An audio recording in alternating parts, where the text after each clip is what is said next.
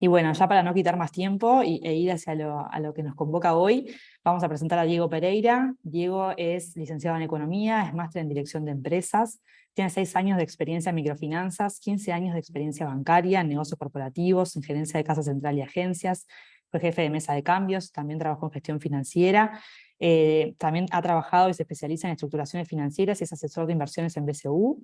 Es actualmente coordinador del Programa del Desarrollo de Mercado de Finanzas Sostenibles del Programa de Naciones Unidas para el Desarrollo y es docente e investigador de UDELAR y UDAL. Bueno, sin mucho más, te doy la palabra a Diego. Muchas gracias por acompañarnos hoy. Bueno, muchas gracias, Florencia. Y bueno, buenos días a todos. Voy a compartir pantalla mientras...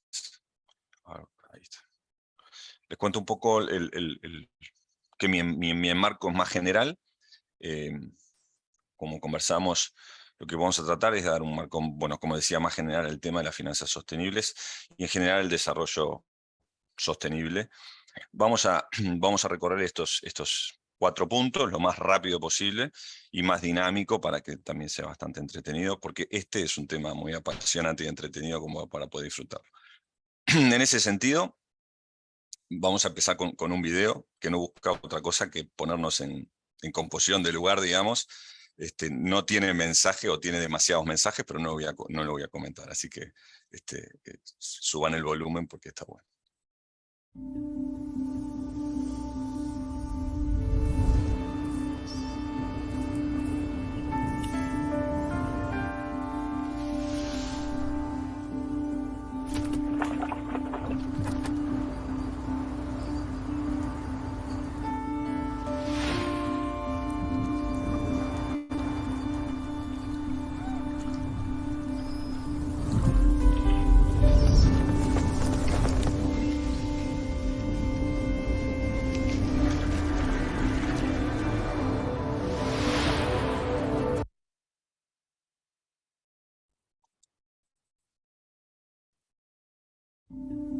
Disculpen.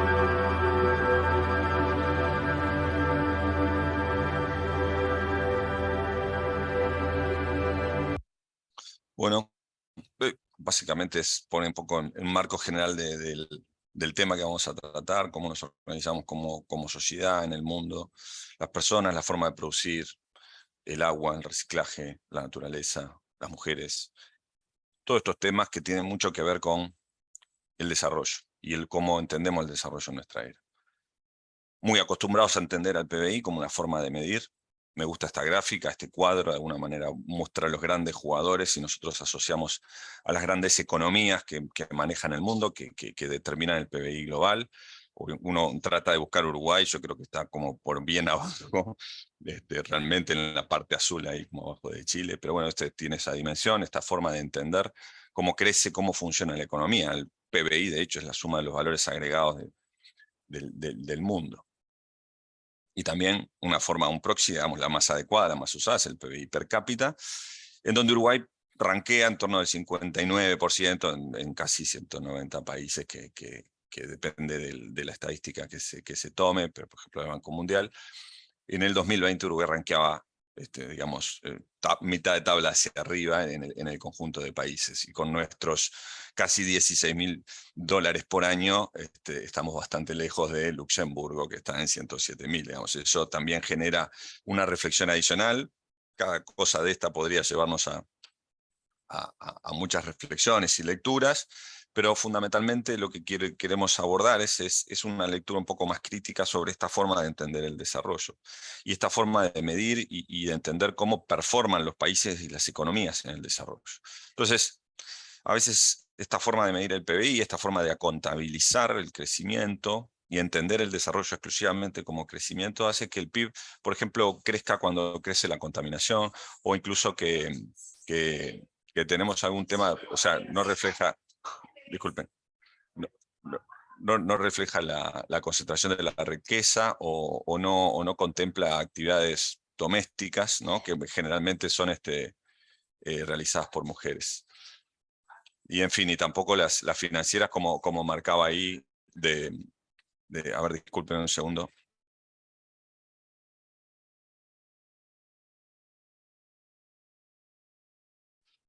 Perdón, porque estábamos en Naciones Unidas se comienza un poco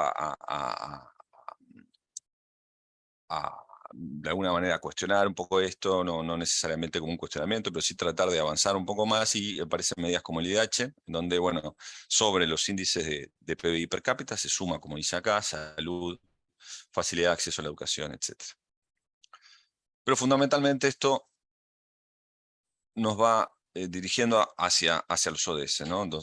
En el 2015, 193 países firman un compromiso para señalizar sus objetivos de desarrollo en torno a estos 17 grandes temas a los cuales atender. Digamos, y esto es bien interesante. Lo que ocurre aquí es como un cambio de paradigma, ¿no? De cómo se entiende el desarrollo, de un paradigma que está mucho más focalizado al crecimiento de las economías, a los valores monetarios, digamos, de sus PBI, independientemente de cómo se genere y de qué ámbitos están jugando detrás de eso, a esquemas, metodologías de entender el desarrollo de una forma mucho más comprensiva, ¿sí? Que incluye una cantidad de otras variables. ¿Qué es el desarrollo sostenible entonces? Porque este es un marco, como todo introductorio, dice, bueno, ¿qué es el desarrollo sostenible? La definición más clara, y esta es una definición que más se usa, digamos, la sostenibilidad, implica esto de satisfacer las necesidades de las generaciones presentes sin comprometer la posibilidad de las generaciones futuras, ¿sí? Acá el video mostraba mucho esto, ¿no? Bueno, ¿cómo podemos generar esta capacidad de vivir en bienestar, vivir en progreso, pero que eso también incluya esta especie de cálculo intergeneracional, ¿no? Y acá cuando hablamos de cálculo empieza a pasar estos temas de cómo de alguna manera la forma de medir el progreso nos está condicionando. Contempla un fino equilibrio entre el ambiente, el desarrollo del bienestar social y el crecimiento económico. No es algo sencillo de lograr, pero fundamentalmente la sociedad, nuestras economías, nuestro mundo presente se está cuestionando fuertemente estas nuevas bases de entender. Afortunadamente Uruguay rankea mucho mejor en PIB, perdón, en ODS que en PIB. O sea, en ODS, estos son rankings mundiales, estamos en 31 en 163 países. O sea que nuestro país, de hecho, está performando, o sea, tiene un mejor desempeño si nos medimos como ODS, como grado de cumplimiento de las metas, ¿no? Que se ponen los ODS, que sobre PIB per cápita. Un informe elaborado por el BID, publicado el año pasado, que es súper interesante, compara un poco cómo esta performance del Uruguay, invito a leerlo porque además tiene un abordaje bien concreto sobre estas metodologías de análisis del desarrollo, y acá ven Uruguay performa en el 30, un poco por arriba de Chile y abajo de Costa Rica. Este informe dice algo muy interesante. Uruguay tiene una performance en términos de cumplimiento de ese muy por arriba del promedio de los países de la OCDE de Latinoamérica, pero igual tenemos un rezago muy importante con respecto al resto de los países de la OCDE. O sea, tenemos esa especie de vaso lleno, vaso medio lleno, medio vacío. pero esa es un poco nuestra situación. ¿Cómo manejar el cumplimiento de los ODS? Los ODS es nosotros a veces decimos, bueno, es como el tablero del juego, si fuera como un juego de mesa.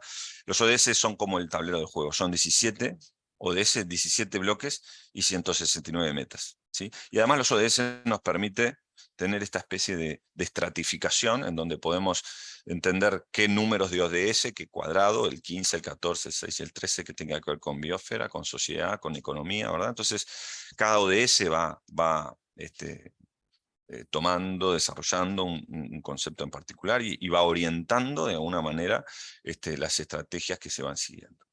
Ahora, ¿cómo podemos abordar este cambio? ¿Cómo implica? ¿Cómo podemos ser actores en este cambio, ¿no? Entonces, nos gusta mucho la frase de Einstein, resolver los problemas pensando de la misma manera que cuando los creamos no nos va a llevar a una solución. Es muy importante, es trascendental entender que estamos viviendo una época de cambio y un cambio de paradigma. Bien. Salto a esto. ¿Y qué tiene que ver el sistema financiero? Yo lo digo yo como un financiero, en realidad. ¿Y por qué? ¿Cuál es la racionalidad? ¿Cuál es el racional de atrás de esta lógica financiera? Y entonces a nosotros nos gusta plantearlo de esta manera, es bastante habitual los números, decir, bueno, el PBI mundial más o menos anda en 80 trillones, estos son números estimados, ¿no? O trillones norteamericanos. El gap financiero para cumplir los ODS, o sea, si nosotros analizáramos, esto obviamente también son estimaciones, si nosotros analizáramos cuánto dinero sale cumplir las metas en el 2030, hoy comprometeríamos casi 4.5 trillones. Este número va cambiando porque el escenario COVID ha generado un aumento muy grande de este gap. Entonces, si comparamos 80 con 4.2, con 4.3, es demasiado. La principal conclusión es la política pública no podría encargarse de financiar este gap. O sea, que no podemos solamente esperar de la política pública que el financiamiento pueda ser canalizado para el cumplimiento de los ODS. Y la buena noticia es que cuando miramos los activos financieros, que son hoy ya se calculan en 415 trillones de dólares, entonces el número se relativiza muchísimo más. Solo realocando el 1,1 de los flujos financieros que dice ahí, se podría llegar a financiar el gap para cumplir los ODS. Y esto es formidable, porque es la potencia enorme que tiene el sistema financiero, los activos financieros totales. Entonces, este es el racional de por qué es tan importante las finanzas sostenibles. La mejor noticia es que esto ya está empezando a cambiar y que una de las industrias que más ha cambiado en lógica sostenible es el propio sistema financiero. Y si no, miren ustedes ya cómo viene el racional de los bancos, estos claims, ¿no? De los bancos, el banco sostenible, el banco verde, el banco en valores. Ya el sistema financiero está empezando a cambiar esta lógica y es la industria que más cambia, con lo cual es bastante alentador. Porque este paradigma y este desafío de desarrollo sostenible hasta el 2030 es muy grande, pero hay buenas señales también para ser optimistas. Entonces, ¿cómo definimos las finanzas sostenibles? Son las que consideran en su inversión 3 elementos, lo que se llaman los criterios ASG o ESG en inglés: ambientales, sociales y de gobernanza. Combinan a los análisis, cuando uno asigna inversiones, ¿no? El análisis financiero básicamente es un análisis de riesgo para alocar buenas inversiones. Al análisis de riesgo se suma un análisis ASG o ESG que tiene en cuenta los aspectos ambientales, sociales y de gobernanza de las inversiones. Cuando hablamos de lo ambiental, hablaremos de, por ejemplo, reducir emisiones de gases de efecto invernadero, protección de la biodiversidad, uso de fuentes de energía renovables, consumo de agua, etc. En lo social, cómo se conservan los derechos de las personas trabajadoras, las condiciones salariales, la diversidad y la inclusión dentro de nuestra plantilla de trabajo, satisfacción de los clientes, escalas salariales, forma de remuneración de directores, etc. En temas de gobernanza, bueno, disminuir brechas salariales, temas de género y eliminar cualquier tipo de discriminación, ¿sí? Participación de los trabajadores en la decisión, etc. Bien, ¿qué es la inversión de impacto? ¿Sí? La inversión de impacto, esto lo voy a decir bastante rápido, no quiero entrar demasiado en este tema, está como en el medio entre un vector que va desde a la derecha, las inversiones de filantropía, las donaciones puramente, las inversiones tradicionales, las que nosotros conocemos de toda la vida, el business as usual, riesgo-retorno, más riesgo, más retorno. Las inversiones de impacto están en el medio de esa gama, que son inversiones que por un lado buscan diversificar como forma de reducir riesgos, maximizar el retorno, pero a su vez maximizar el impacto social, medioambiental y en gobernanza, que sea medible, que sea reportable, ¿verdad? Esta es la idea, es empezar a incorporar estas variables, y esto es lo que definieron inversión de impacto, ¿no? Creo que las compañeras que siguen van a ahondar mucho más en esto y van a hablar de casos muy concretos, entonces voy a ir rápido. ¿Cómo visualizamos las finanzas en el Uruguay? Otro video cortito, creo que son 2 minutos. ¿Qué son las finanzas sostenibles y cómo se aplican al mercado de Uruguay? Las finanzas sostenibles son aquellas finanzas que consideran en su análisis de asignación de inversión, además de los aspectos financieros, criterios ambientales, sociales y de gobernanza, los denominados criterios ASG o ESG en inglés. Una inversión de impacto se realiza en empresas u organizaciones que en lo ambiental contemplen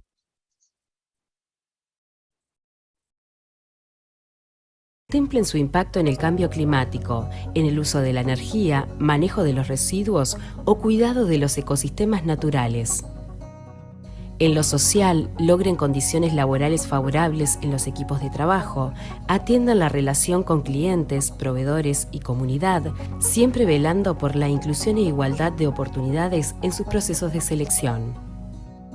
Y que en su gobernanza incluyan la participación de todas las personas involucradas, la transparencia en la información de la empresa, el manejo de riesgos laborales y la justicia en cuestiones de desigualdades y género.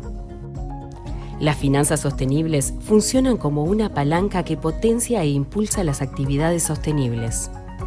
En Uruguay podemos caracterizar al mercado de las finanzas sostenibles como a cualquier mercado. Por un lado, tenemos la oferta de fondos o inversores sostenibles que se da en bancos comerciales privados y públicos, fondos de inversión privados, fondos previsionales, cooperativas financieras, microcréditos, bancos multilaterales y otras organizaciones de cooperación internacional. Y por otra parte, tenemos una demanda que incluye grandes empresas y cadenas productivas, MIPYMES y emprendedurismo, y la demanda de fondos de las políticas públicas.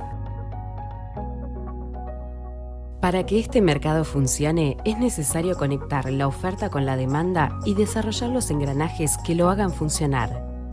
Es necesario generar conocimiento que permita construir capacidades locales para diseñar modelos de negocio de impacto y sus respectivos reportes, elaborar taxonomías, ahondar en una adaptación del marco regulatorio, desarrollar modelos de análisis de impacto para instituciones financieras y estudiar la prefactibilidad de vehículos financieros como bonos o fondos sostenibles. Si sos parte de este ecosistema o querés serlo, tu rol es importante. Impulsemos un compromiso colaborativo para lograr un futuro sostenible. Bien, no me voy a repetir, este es el mercado de finanzas en el Uruguay, de finanzas sostenibles. Hay una oferta muy abundante de fondos. Uruguay es un país chico, recibe grandes depósitos, tenemos el doble de depósito que de créditos, esto no es normal en una plaza financiera de un país común, digamos, no como Uruguay, que tiene como esta vocación más de plaza financiera o de inversión privada. Tenemos demanda, nosotros conocemos y entendemos que existe demanda, ahora vamos a hablar de algunos casos muy concretos y lo más rápido que pueda.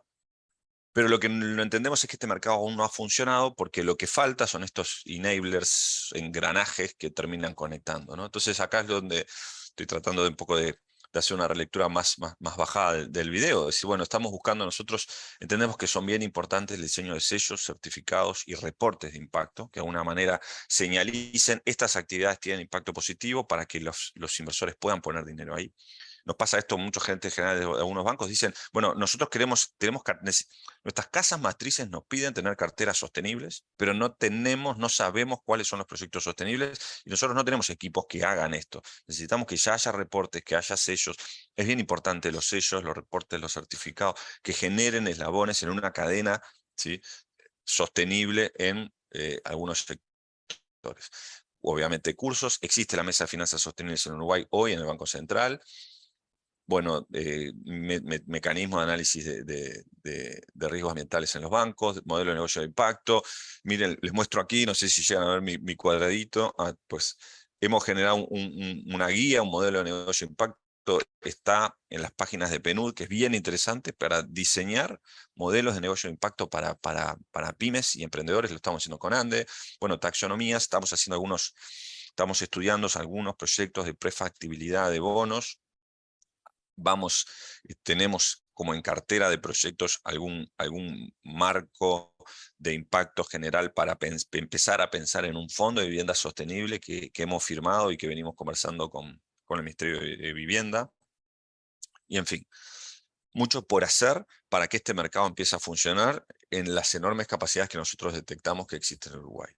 ¿Cómo lo haríamos? Con este tipo de bonos. O sea, deberíamos empezar a ver en algún momento en Uruguay cada vez más bonos verdes, bonos sociales, bonos sostenibles, o como estamos viendo, los bonos linkeados a ODS, o bonos, los SDG Link Bonds o Link Bonds, como el gobierno acaba de lanzar el bono de deuda pública, que está linkeado a objetivos ambientales. Esto poco a poco va a ir ganando la escena financiera, ¿sí? Esto es justo lo que les decía. Voy a ir más rápido. ¿Cómo se aplican las finanzas sostenibles en Uruguay? Entonces, bien, todo bien, pero ¿de qué hablamos? Y esto nos importa mucho a nosotros ir a elementos robustos, es decir, bueno, ¿de qué se trata? ¿Cómo de alguna manera se elabora? ¿Cómo les diría a ustedes? Es cómo, está bien, pero ¿cómo hacemos un bono temático? ¿De qué se trata? ¿Cómo es? ¿Cómo yo puedo pensar en que puedo ser financiado por un bono temático? Voy rápido, nosotros hicimos una herramienta que se llama el Investor Map, recorrimos muchas entrevistas, vimos qué prioridades de política había del gobierno y qué necesidades de desarrollo privado y donde los privados ya estaban, ¿no? Entonces dijimos, bueno, en Uruguay, ¿qué se podría invertir? Y ahí encontramos nueve sectores, ¿sí? Que son estos. No lo voy a hacerlo rápido, yo quiero darles una idea, ¿no? Entonces, bueno, ganadería, lechería, vinos, telemedicina, cannabis medicinal, forestación, hidrógeno verde, economía circular, turismo. Hasta ahí no hay nada nuevo, es decir, bueno, estos sectores ya existen, ¿por qué? Pero en realidad cuando hablamos de ganadería, también estamos pensando en ganadería sobre pastura natural. La lechería es la lechería sostenible, que trate los residuos. Cuando hablamos de vinos, es certificaciones de producción de vinos sostenibles, esto existe hoy en INAVI. La telemedicina es la capacidad enorme para mejorar la atención, la cobertura, la eficiencia, sobre todo en las poblaciones más alejadas o más vulnerables. El cannabis es la capacidad de generar valor sobre la cadena de medicina, sobre una producción agrícola. La forestación es como de alguna manera generar eslabones adicionales sobre las industrias forestales y de celulosa en los proveedores. Ni hablar de energías renovables, el hidrógeno verde y sus derivados. Economía circular es el caso que les voy a contar ahora, y ecoturismo como una forma también de desarrollar el sector turismo en el Uruguay. Y cada sector, por otra parte, nosotros nos gusta jugar como estas fotos, tiene asociado su impacto en ODS, en métricas y cómo sería. Voy a un caso concreto para que entiendan bien de qué se trata. Uno de los, y ya estoy casi terminando, y uno de los ejemplos que nos gusta es economía circular. Cuando nosotros entendemos la economía circular, el modelo de negocio que nosotros estamos teniendo, yo recién estaba hablando con Florencia, y lo que estamos viendo cada vez más, y quizás ustedes lo pueden asociar más a sus empresas de construcción, es que la forma que se está resolviendo la circularidad de empresas, o cómo está ingresando, cómo las empresas grandes ingresan a los modelos circulares, es a través de la tercerización, o sea, nuevas empresas que resuelven los problemas circulares. Es decir, un ejemplo en el caso de la construcción podría ser empresas que se empiecen a dedicar al reciclaje de los residuos de construcción. Entonces esta empresa vendría, les pondría las volquetas, recicla y toman los residuos de hormigón y les devuelven el árido. Esa circularidad la empiezan a tomar nuevas empresas. También lo puede estar dentro de la empresa grande constructora que transforme sus procesos, incluye el proceso de circularidad. Pero si no, esto también se está viendo, se crean nuevas empresas, nuevos empleos, economía verde, empleos verdes, que están resolviendo los problemas, que en principio parecen muy difíciles de resolver en la dinámica de una empresa grande, ¿sí? Y que en general genera, bueno, esto me genera más costos, efectivamente sí, pero en realidad puede ser resuelto de una manera más eficiente si se tercerizan empresas de la economía circular. Entonces nosotros entendíamos eso. Están habiendo, el proyecto Biovalor generó una cantidad de empresas. Uruguay tiene, ¿cuál es el contexto? Uruguay tiene muy baja tasa de reciclaje y la industria uruguaya tiene que ingresar más tarde o más temprano en dinámicas circulares. Particularmente existe un potencial de reducción de 40%, esto está analizado, y en Uruguay entendemos que es bastante proclive, digamos que hay bastante ámbito para actuar en la agropecuaria, ¿no? La lechería, la forestación, los aserraderos, etc. Lo que nosotros propondríamos sería un fondo de private equity, acá hay con el link con el mundo financiero, o de venture capital, para poder acompañar y cofinanciar a las empresas de la economía circular. A estas empresas que resuelvan los problemas de economía circular y que se puedan meter dentro de las empresas grandes bajo modalidades de contrato. Entonces, sobre esas lógicas, digamos, donde existan contratos, existen financiamientos. Ahí está la foto de RCD, supongo que casi todos ustedes lo conocerán. Esto podría ser un caso, obviamente necesita escala, y para tener escala necesita financiamiento. Y acá es donde todo esto tiene sentido. Es un mercado, en principio, de 50 millones, en fin, no quiero entrar en esto. Nosotros lo hemos analizado porque de alguna manera lo que este es un instrumento que termina siendo publicado en una plataforma de Naciones Unidas a nivel global, y este tipo de datos es muy importante. Pero quiero hacer un poco de énfasis en esto. Nosotros entendemos que este fondo de empresas circulares tiene impacto en estos 4 ODS y en estas 4 metas. Pero a su vez es bien importante porque en realidad las inversiones de impacto lo que tienen que hacer es no solo señalizar cuál es la actividad, sino también señalizar y medir concretamente cuál es el impacto. Y lo que queremos decir también es que en el caso uruguayo existe una cantidad ya de indicadores que nos permite a nosotros alinear la política macro con las acciones concretas a nivel de la empresa. Así, por ejemplo, si nosotros tomamos como objetivo el ODS 13 y la meta 13.2.2.1, y ahí encontramos este tablero de juego que yo les decía que son los ODS, y vemos cómo podemos reducir las emisiones de efecto invernadero, vemos que dentro de las metas que Uruguay, las NDC que Uruguay se fijó para la COP, tenemos metas para reducir un 24% la intensidad de CO2 sobre PBI. Pero a su vez también tenemos en las mediciones de gases de efecto invernadero según qué tipo de empresa y según qué tipo de actividad. O sea que en realidad podemos nosotros vincular el ODS, la meta, la métrica, fijar objetivos y tener planes de acciones de impacto. Esto básicamente es un reporte de impacto. Y al hacer esto, uno podría decir, mi empresa es una empresa que tiene un impacto positivo o que busca tener este impacto positivo, lo define con claridad, lo mide y lo reporta. Esos son los principios IGMA, y de esta manera es como se construye el relato de impacto de una empresa que puede recibir fondos de impacto o fondos sostenibles, que por otra parte, insisto, hay muchos y están buscando cómo poder ser alocados. No sé, Florencia, si puedo, algo parecido hasta con ganadería. Sí, Yo si solamente, querés comentarlo, comentalo, no muy hay rápido, problema. solo para que ustedes tengan otro enfoque. Ganadería, reducción obviamente de metano, CO2 equivalente. La ganadería en Uruguay no es una ganadería de quema o sea, no es como la ganadería en el Amazonas, ¿no? Como en Paraguay, que es del Chaco, o Brasil, o sea, no deforestamos, no es de feedlot, nuestra ganadería es una ganadería de pasturas naturales. Esto hace que nosotros podamos pensar en un modelo de negocio, o sea, el Uruguay como uno de los principales productos de exportación de Uruguay, que por otra parte se produce en el 80 y mucho por ciento de nuestro territorio, pueda tener o pueda ser realizado sobre bases sostenibles. Entonces, nos importa mucho este ejemplo porque tiene esa funcionalidad de cambiar el paradigma de cómo producimos, ¿no? Entonces, acá hay un ejemplo concreto, pero eso también lo poníamos. Acá tenemos el sello del SQA de carne carbono cero, la cadena cárnica de carbono neutral, abre mercado, genera nuevo valor, puede ser financiada en términos de que el productor, porque este sello va en el productor, en la forma de producir el ganado, va hacia los frigoríficos, se traduce en la cadena de la comercialización. Y acá vemos cómo todo esto puede ser articulado con la lógica de vender más caro, vender en mejores mercados, o sea, es una estrategia sólida en términos empresariales también, ¿no?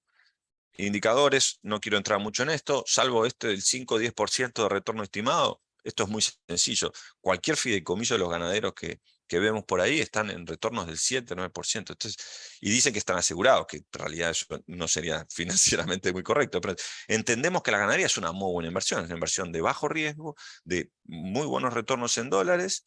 Entonces, ¿por qué no usar esos mismos esquemas para financiar ganadería sostenible sobre base de sellos? Este es un poco el relato general que nos interesaba. Acá también tenemos metas de COP, metas de NDC, del gobierno, ¿no? Reducción de metano sobre kilos de carne, ¿sí? Y otro elemento que aparece ahí abajo, que son los de los pastizales. Uruguay tiene un compromiso, ¿sí? Nosotros formamos parte, nuestro territorio forma parte del 8% de los pastizales del mundo. El mundo tiene un 8% de territorio que son pastizales. Nuestro territorio es de pastizales. Nosotros, si no hacemos nada, nuestro territorio crece pasto. Entonces, y esto es una capacidad muy importante de regeneración de CO2, de captura de CO2. Entonces, también estaríamos insertándonos en esas cadenas, ¿no? de reconstruir, de regenerar biodiversidad a través de la práctica de una práctica, una tecnología especial para producir carne. Bueno, espero haber sido claro y disculpen si me excedí un poco el Bien, tiempo. Diego, muchas gracias. Acá tenemos dos preguntas.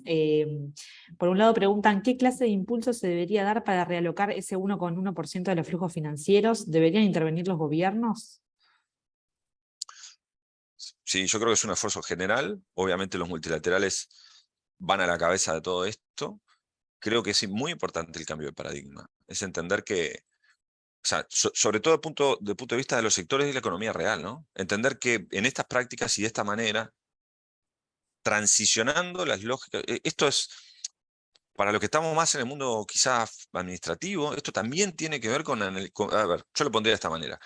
Cualquier directorio de una empresa que se sienta en torno a discutir un plan estratégico a 5 o 6 años, tiene que incluir lógica de sostenibilidad. O sea, no pueden mirar el futuro sin pensar en la sostenibilidad. Y cuando lo hacen, tienen que empezar a incorporar estas lógicas en la proposición, en la propuesta de valor de su empresa. Entonces la pregunta es, ¿cómo yo me preparo como empresario y empresaria para el mundo que viene? ¿Cómo mi empresa puede jugar en este mundo? Porque esta es una condición, yo diría, casi necesaria para jugar en el mundo del futuro. O sea, casi ningún claim de ningún producto nos pasa en Europa. Si uno mira esa Europa, va a ver esto. Esto tiene una atracción muy fuerte en Europa. Es decir, casi cualquier claim de cualquier producto tiene un argumento de sostenibilidad. Entonces, yo creo que es por ahí. Los gobiernos que tienen que hacer, impulsar, a ver, ¿qué sería lo deseable que hiciera un gobierno? Fijar sus metas de desarrollo en función de los ODS. Incorporar lógicas de desarrollo que no sean exclusivamente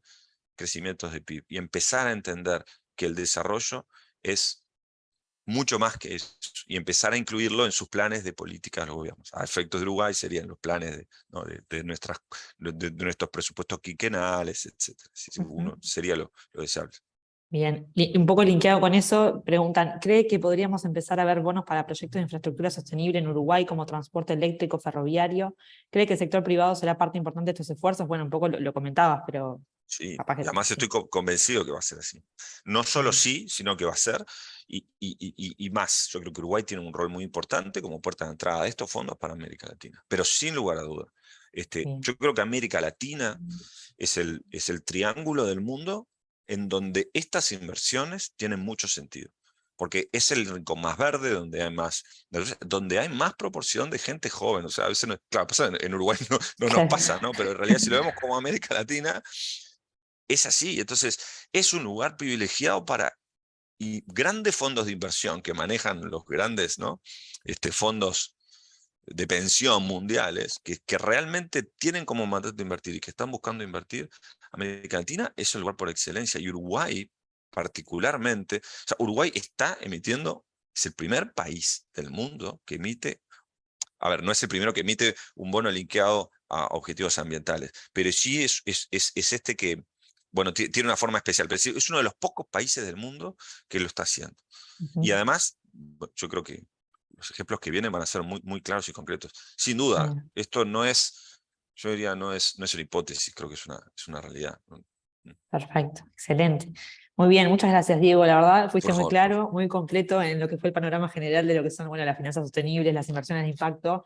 Incluso, bueno, usaste ejemplos muy concretos y aplicados, así que nada, sin duda muy didáctico y entretenido también. Y bueno, muy pertinente para lo que nos van a contar también Marcela, Matilde y Verónica a continuación. Así que, bueno, te agradezco mucho, particularmente por tu participación y por acompañarnos en esta oportunidad. Y bueno, ya voy a proceder a presentar a Marcela.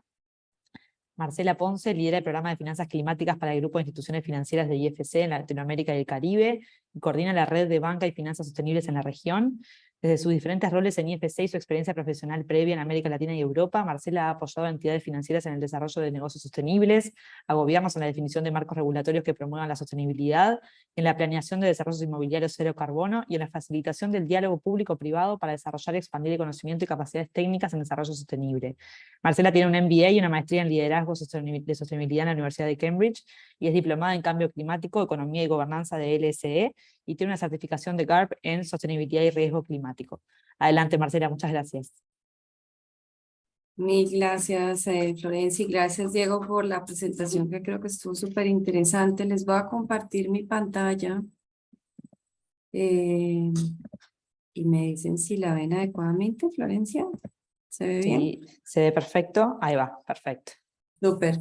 Bueno, les voy a hablar un poquito sobre los temas de financiamiento verde en el sector inmobiliario. Vamos a hablar de lo que hacemos desde IFC, quiénes somos, cuál es nuestro enfoque en construcción sostenibles, los incentivos, ¿no?, que tenemos hoy por hoy o que vemos hoy por hoy en el mercado y cómo trabajamos desde IFC con el sector, ¿no?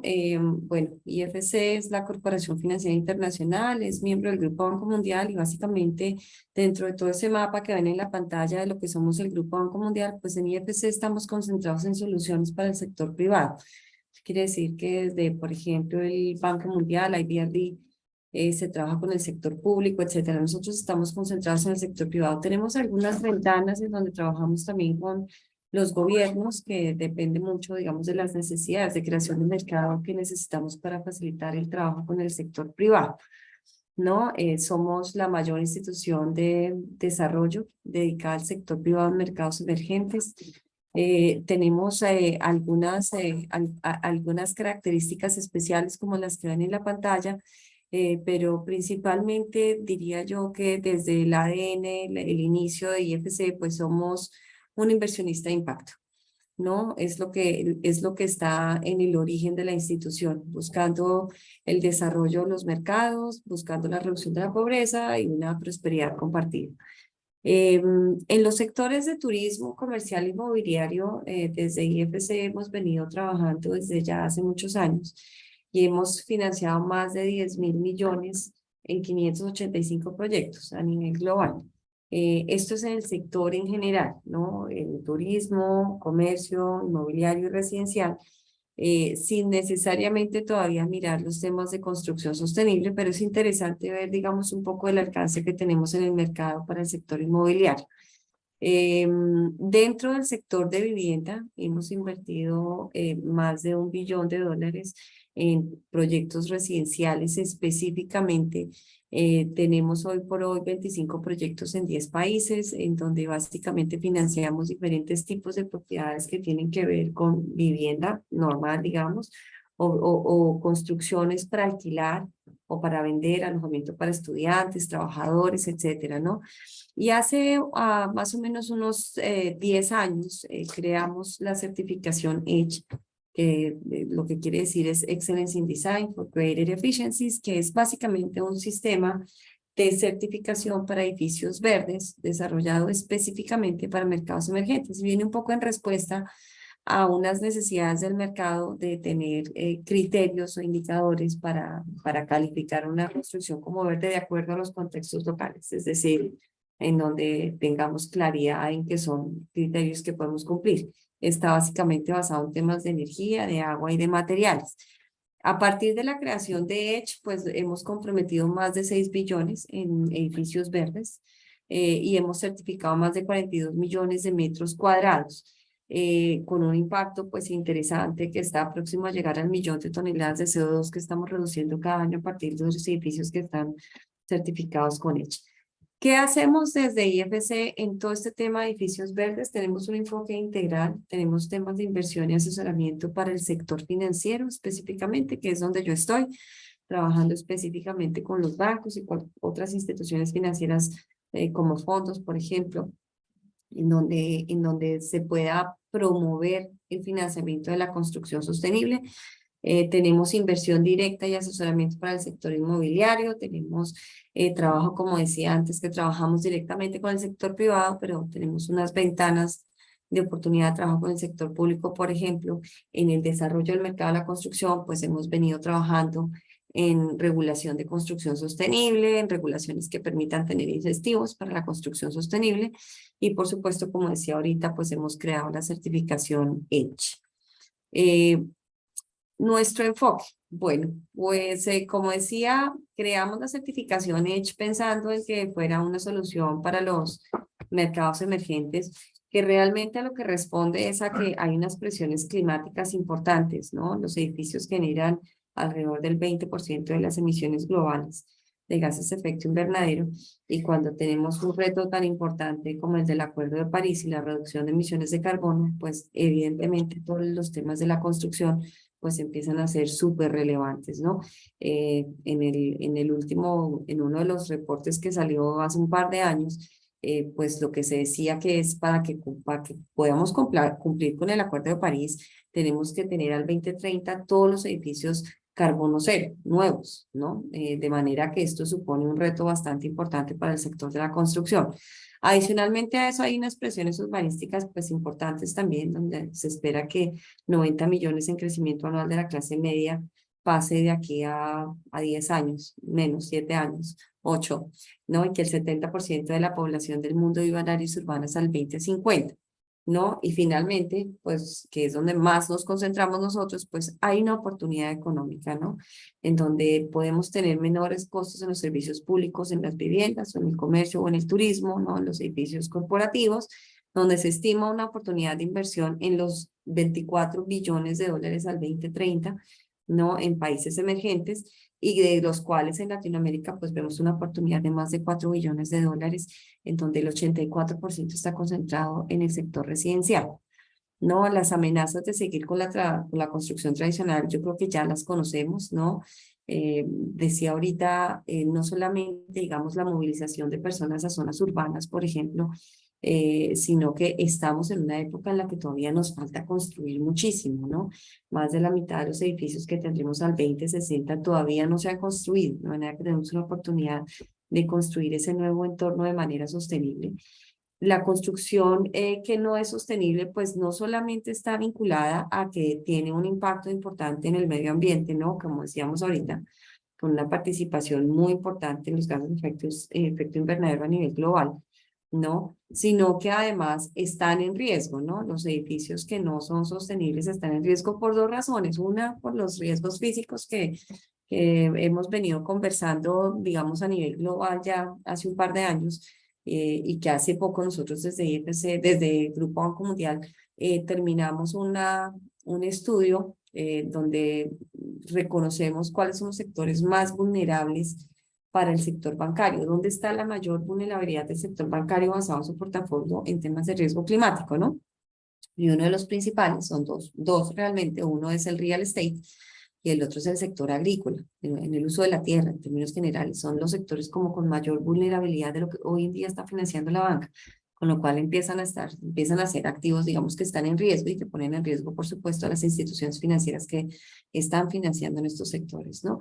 Pero adicionalmente tenemos los desafíos climáticos, donde se espera que haya más de 140 millones de personas desplazadas por fenómenos climáticos, y que las familias de escasos recursos que gastan el 25% de sus ingresos lo utilizan para recibos de electricidad y agua, con lo cual tenemos una responsabilidad social también de construir de manera responsable para esas poblaciones más vulnerables, ¿no? Los factores de éxito, yo no sé cómo subir esto acá, los factores de éxito para el crecimiento de la construcción verde, le sale a uno arriba, le sale a uno arriba la barra de Zoom que no me deja ver los títulos, pero básicamente, ¿por qué hacer construcción sostenible? Pues mejores condiciones para acceder a financiamiento verde internacional. Hoy por hoy Tenemos, digamos que una demanda de los inversionistas internacionales institucionales en cada vez tener inversiones más verdes, de manera que la medida que tengamos activos verdes, pues nos hacemos más atractivos, ¿no? Minimizar el costo adicional planeado en el diseño con tiempo, ¿no? Que es básicamente trabajar en la parte de diseño al momento de certificar.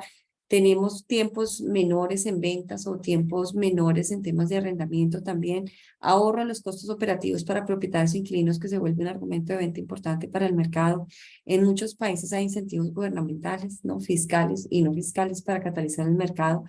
Hay una reducción cuantificable en infraestructura de la ciudad que también es importante tener en cuenta. No es solamente, digamos, como las edificaciones, sino el impacto que tienen esas edificaciones y los consumos en una infraestructura para el país. En fin, que existen, digamos, que una cantidad de factores por los cuales deberíamos estar haciendo más construcción sostenible, ¿no? Ahora les voy a contar un poquito sobre Edge. En Edge lo que buscamos es básicamente, o la construcción sostenible, digamos que reflejamos en la certificación Edge, pues buscamos que haya un mejor desempeño de las edificaciones basados en un parámetro local. Nuestra herramienta viene cargada con unos parámetros locales de línea base de consumos, línea base de consumos en agua, en energía, en materiales, y lo que hace la plataforma es básicamente dar unos lineamientos a las edificaciones o a los desarrolladores, a los diseñadores, sobre en cuáles criterios pueden estar ahorrando energía, agua o energía embebida en los materiales a partir de la inclusión de determinados criterios, ¿no?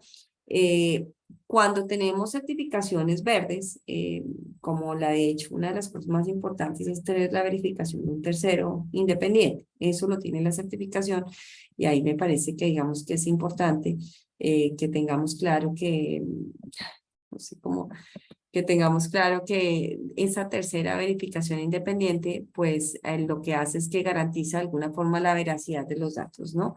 Y que por supuesto tengas, digamos, una cuantificación clara, un informe claro para los usuarios de qué es lo que estás logrando con esta certificación. El software de Edge es gratuito, digamos que está al alcance de todos, no necesitan ser miembros para poderlo usar.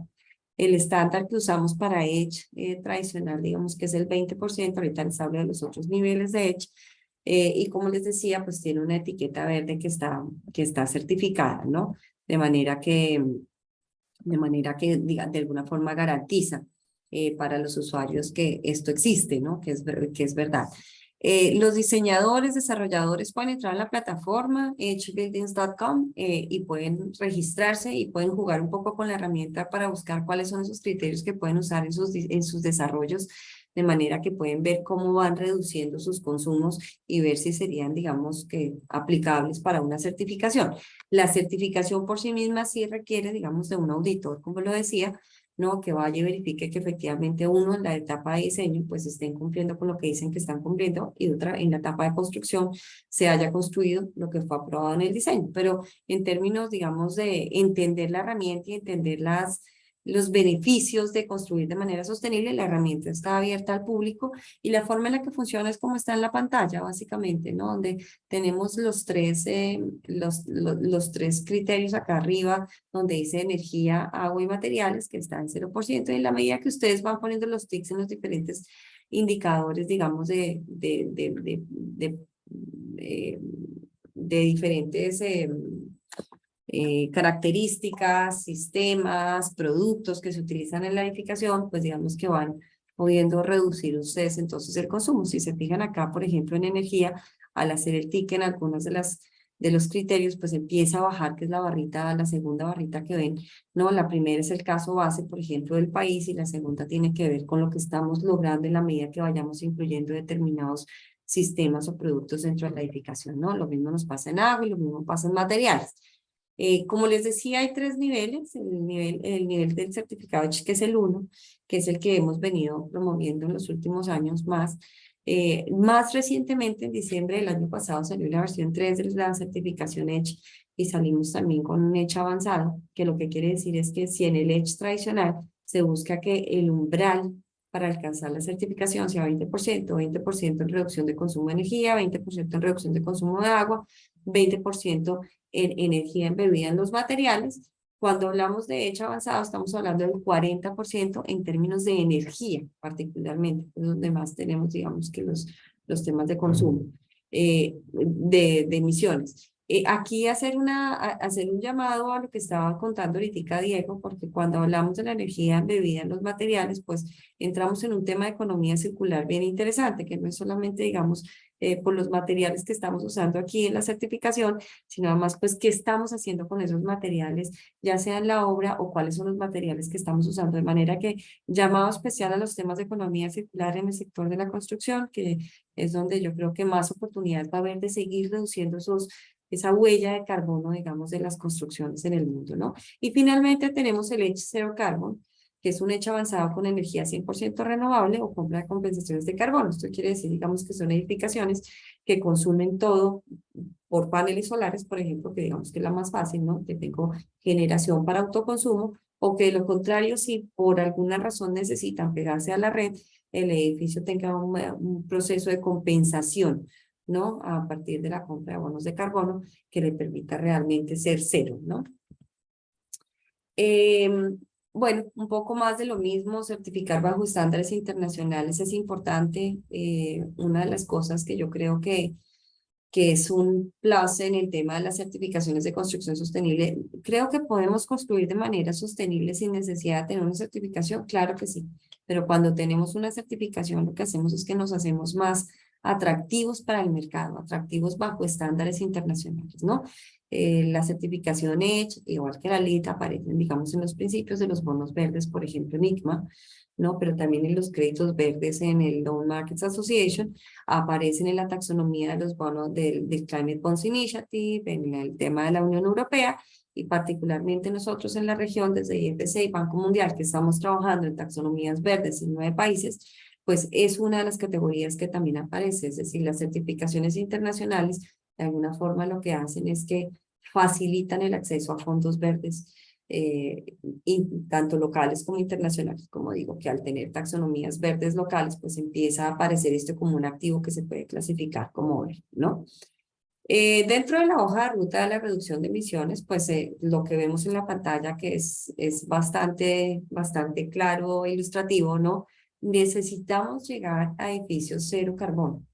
Es el único camino que existe realmente para cumplir las metas que nos estamos poniendo a nivel global. De manera que, digamos que el esfuerzo que tenemos que hacer es muy grande, pero que es posible. Es posible, y fíjense, otra vez, llamado a lo que estaba diciendo Diego antes, que es que me parece muy importante, que no es solo el edificio, es, digamos, pensar en el ecosistema, ¿no? Y en cómo somos parte de un ecosistema que sea más limpio, ¿no? Esto es un poco como ha venido creciendo Edge en metros cuadrados. Interesante, como lo pueden ver, digamos que estamos presentes en muchos países, sin embargo, en Latinoamérica tenemos el país que más certifica edificios verdes, que es Colombia, donde más del 20% de las nuevas construcciones hasta el 2021 pues están certificadas con EDGE. La mayoría de estas construcciones están en el sector residencial, de manera que pues muy interesante ver cómo ha venido creciendo las certificaciones como uno de los instrumentos para hacer esto, digamos, más visible, ¿no? Un poco el ejemplo de lo que hemos venido viendo en Colombia, solamente por ser aquel ejemplo de donde más hemos venido creciendo en los últimos años. Números que pueden ver en la pantalla. Dos cosas, y esto va mucho al lugar de una pregunta que hicieron ahorita en la anterior presentación. Bueno, ¿y esto cómo lo hacemos, no? Pues esto de construcción sostenible, entre otras cosas, lo hicimos a partir de diferentes ángulos. Trabajo con el gobierno para tener regulaciones que marquen una línea base mínima en temas de construcción sostenible, de manera, digamos, que en el sector constructor de Colombia, pues, para alguien que cumple con regulaciones es más fácil llegar a la certificación EDGE, por ejemplo. Dos, trabajando con incentivos en diferentes municipios. Tenemos diferentes municipios en los cuales tenemos incremento en el índice de construcción si hay una certificación de construcción sostenible. Ya no hay, bueno, puedo estar equivocado, puede que todavía haya, perdón, exención de impuestos para determinados equipos que tengan eficiencia energética y que se vayan a poner en los edificios, ¿no? Sé que hubo durante mucho tiempo, no estoy muy segura si sigue vigente. En cualquier caso, digamos que como ven, y por el otro lado, perdón, finalmente, pues trabajamos con el sector financiero sin duda alguna en que a través de los bancos se hicieran disponibles líneas de crédito verdes para los desarrolladores. Y todo esto, digamos que juntas todas las piezas y pues lo que logras es un mercado que, como ven en la pantalla, pues ha crecido significativamente y muy exitosamente, diría yo, ¿no? Estos son los números a nivel global, 42 millones de metros cuadrados certificados, y con todas las cifras que están ahí, 15 millones de esos 42 son metros cuadrados certificados en Latinoamérica, y como les estaba diciendo, casi que la mitad de eso que está pasando en Latinoamérica está en Colombia, ¿no? Los 7.5 millones de metros cuadrados certificados están en Colombia, alrededor de 70.000 unidades, 75.000 unidades de vivienda han sido certificadas en Colombia, y más o menos también igual la mitad en términos de toneladas de CO2 mitigadas son las que están en Colombia también. Finalmente, ¿cómo trabajamos? Nosotros desde IFC trabajamos desde diferentes ángulos. Riesgo político reducido y privilegios de IFC, donde trabajamos específicamente directamente con los desarrolladores, experiencia global de los sectores. Como les decía antes, digamos que hemos financiado más de 10 billones de dólares en activos de real estate a nivel global en diferentes sectores, y pues toda esta experiencia la ponemos también al servicio de nuestros clientes. Tenemos pues productos de asesoría, digamos que es donde más estamos seguramente para acompañar a nuestros clientes en esto, ¿no? Cómo llegar a tener una certificación EDGE avanzada o Net Zero en los próximos años y que tenga sentido con la estrategia de las empresas. Presencia global de activos regionales, financiamiento de largo plazo, en moneda local, en dólares, y trabajamos en preinversiones tratando de estimular y crear condiciones que faciliten el movimiento de capital a las inversiones que sean productivas, ¿no? Esto es un poco el proceso que tenemos: preinversión, inversión, asesoría y movilización, en donde básicamente estamos dispuestos a trabajar con ustedes en la medida que lo necesiten. Cuando hablamos de construcciones sostenibles, pues este es el tipo de productos específicos que tenemos de financiamiento. Bonos verdes, que yo creo que no necesitan mucha presentación. Préstamos verdes, préstamos vinculados a la sostenibilidad, particularmente con desarrolladores. Y financiamiento concesional, que está básicamente dirigido al sector financiero. Tenemos, digamos que, diferentes productos dirigidos a los diferentes sectores. Desde el ámbito de las instituciones financieras todavía no tenemos préstamos o bonos vinculados a la sostenibilidad, pero tenemos financiamiento concesional. En el caso de los desarrolladores directamente, pues tenemos los préstamos vinculados a la sostenibilidad, pero no tenemos financiamiento concesional, ¿no? De manera que, digamos, es un poco lo que está disponible desde IFC. Unos últimos mensajes: los actores principales a nivel global están transformando ya sus carteras de activos para cumplir con los objetivos climáticos formales, con los temas de ODS. En realidad hay bastante eco desde el sector inmobiliario en tener un asocio con el cumplimiento de los objetivos de desarrollo sostenible, que van no solamente desde lo climático, que es lo que estamos efectivamente hablando hoy a través de la certificación EDGE, sino también en el impacto social que tienen las edificaciones, ¿no? Y que pasan por temas de ODS sociales específicamente vinculados, por ejemplo, a los temas de acceso, ¿no? Como también, por ejemplo, a los temas de ciudades sostenibles, donde digamos que están trabajando los desarrolladores en grandes macroproyectos que ponen en beneficio de los gobiernos para hacer ciudades sostenibles, ¿no? Y bueno, beneficios: aumentar márgenes. Mire, nosotros hemos visto a nivel global ejemplos de varios países que han venido viendo los temas de construcción sostenible desde el desarrollador y desde las instituciones financieras.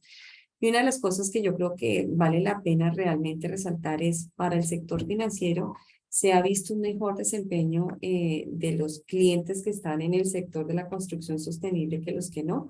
Hay varios estudios que pasan por Estados Unidos desde la crisis del 2008 de cómo se desempeñaron los créditos hipotecarios verdes versus los no verdes, por ejemplo, donde hubo un mejor desempeño de los verdes.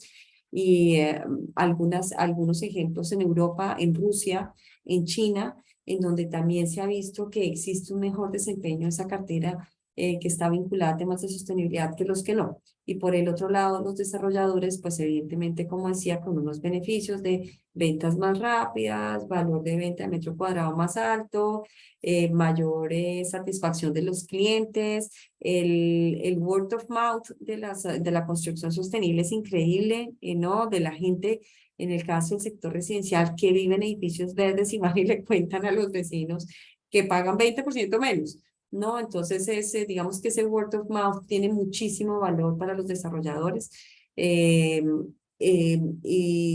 y mayor ocupación, por ejemplo, en temas de edificios corporativos, mayor ocupación garantizada o mayores plazos en temas de leasing. En fin, que hay una cantidad de beneficios con respecto al desarrollador para los clientes finales y yo creo que ahí hemos llamado también a Florencia y a todos realmente. Yo creo que esto nos involucra a todos y no solamente es trabajar con el desarrollador, tenemos que también sensibilizar al usuario final.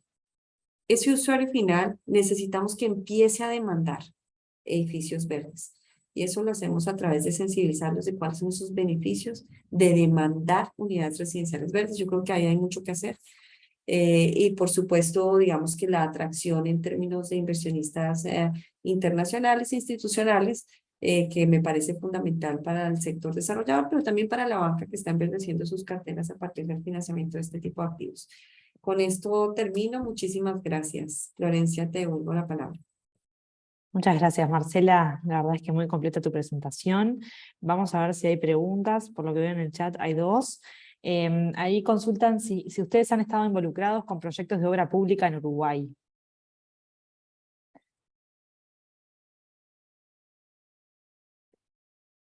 Estás muteada, Marcela, creo. Ahí. Sí, perdón. No lo sé si estamos. Dentro de IFC tenemos un programa para trabajar en asociaciones público-privadas. Trabajamos en varios países. La verdad es que me corchas, no sé si en Uruguay estamos trabajando, pero seguramente estaríamos abiertos a explorar esas oportunidades porque tenemos un equipo específicamente trabajando en asociaciones público-privadas. Muy bien, perfecto. Muy bien, no sé si quedan más preguntas o comentarios, las pueden trasladar por el chat o pueden abrir el micrófono y trasladárselos a Marcela. La verdad es que la presentación fue muy clara y muy completa, sin dudas que también fue inspiradora, particularmente en lo que tiene que ver con todo lo que se puede hacer actualmente y lo que ya podríamos hacer hacia adelante desde el sector en materia de sostenibilidad, además de habernos acercado ejemplos muy concretos y específicos de lo que es el apoyo que puede dar IFC en esta línea, y obviamente que también los beneficios para todos los actores vinculados a la actividad de la construcción. Así que si no hay más preguntas o comentarios, vamos a respetar el tiempo. Agradecemos a Marcela por su calidez y por su buena disposición, y seguimos con la agenda. Muchas gracias, Marcela. Gracias. Vamos ahora entonces a presentar a Matilde Peñagaricano y a Verónica Adler del BID, que estarán cerrando este encuentro con su participación. Matilde es oficial de inversión en instituciones financieras de BID Invest, a donde ingresó en 2017.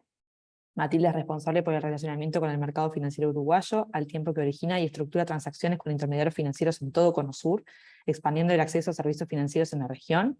Dentro del grupo BID, su foco es la estructuración de operaciones de finanzas sostenibles. Ha participado también en operaciones con garantía soberana y asistencias técnicas, así como transacciones de préstamo, mercados de capitales e inversiones de capital que promueven el acceso al financiamiento de pymes, la inclusión financiera, el empoderamiento de las mujeres y la mitigación del cambio climático. Antes de ingresar a BID Invest, trabajó en el grupo BID, tanto en la ventanilla pública BID como en BID Lab. Fue analista de crédito de Itaú Unibanco y asistente de Ceres, entre otros. Matilde tiene una maestría de Administración Pública de la Universidad de Glasgow, Escocia, así como una maestría en Finanzas y la licenciatura en Economía de la Universidad de la República del Uruguay. Muchas gracias. Matilde, en realidad primero capaz que procedo a presentar a Verónica, así no cortamos la presentación y la enlazamos, si les parece bien.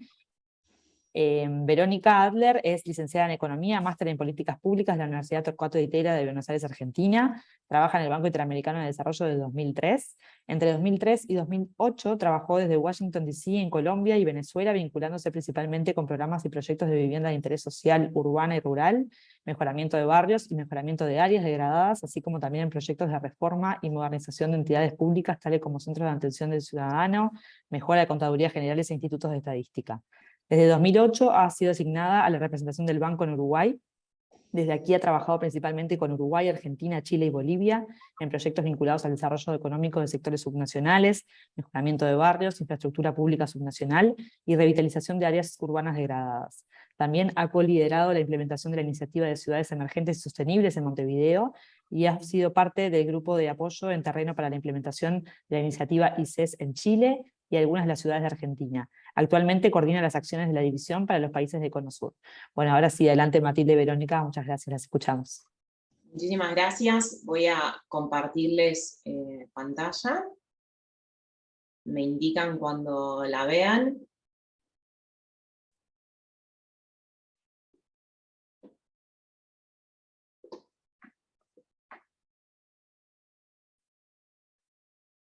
Ahí deberían estar viendo la presentación, Florencia, si me confirmás. Sí, ahí se ve perfecto.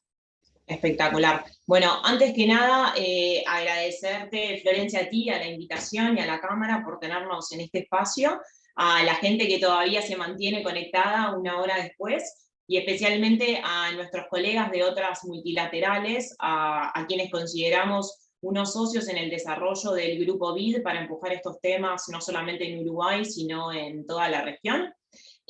Como Florencia tú comentabas, yo trabajo en el BID Invest, que es el brazo privado del grupo BID.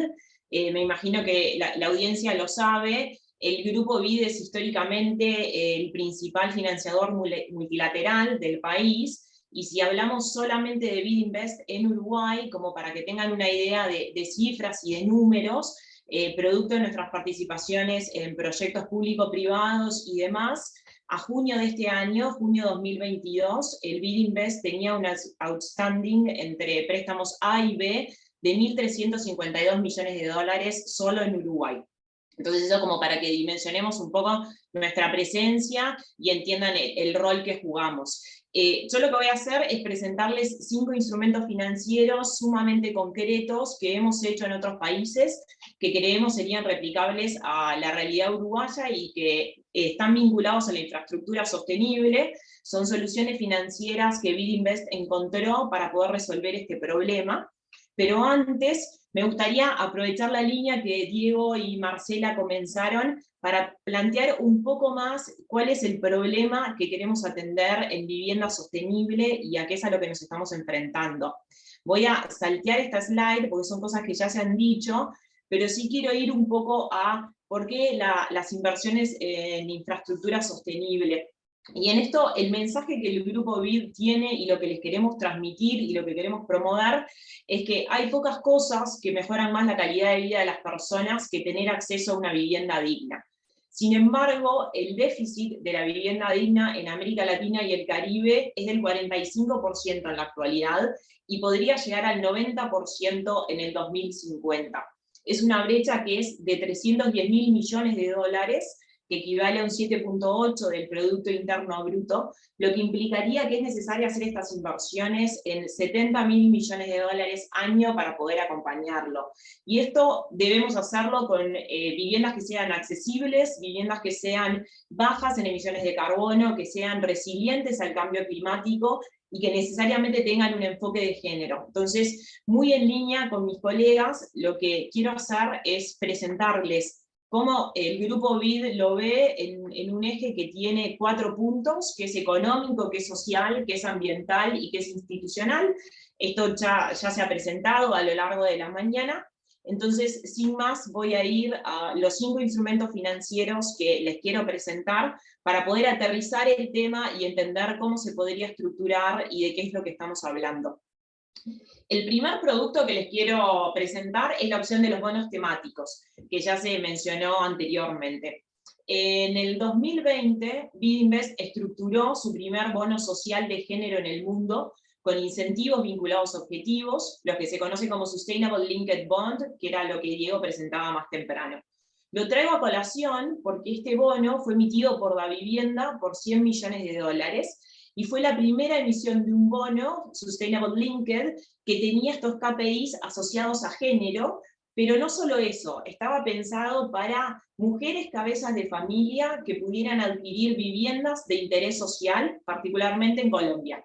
Entonces, estamos hablando de un producto financiero bono temático que está cada vez más en boga, una línea más que es Sustainable Linked, pero en este caso el activo subyacente es la construcción de vivienda con la característica de que sean sostenibles. Entonces, yo el mensaje que les quiero pasar a través de mi presentación es que hay muchos productos financieros que están disponibles, que con trabajo sobre el activo subyacente o el uso de fondos, los podemos adecuar y transformar para poder financiar infraestructura sostenible, que es lo que nos convoca en el día de hoy a la charla.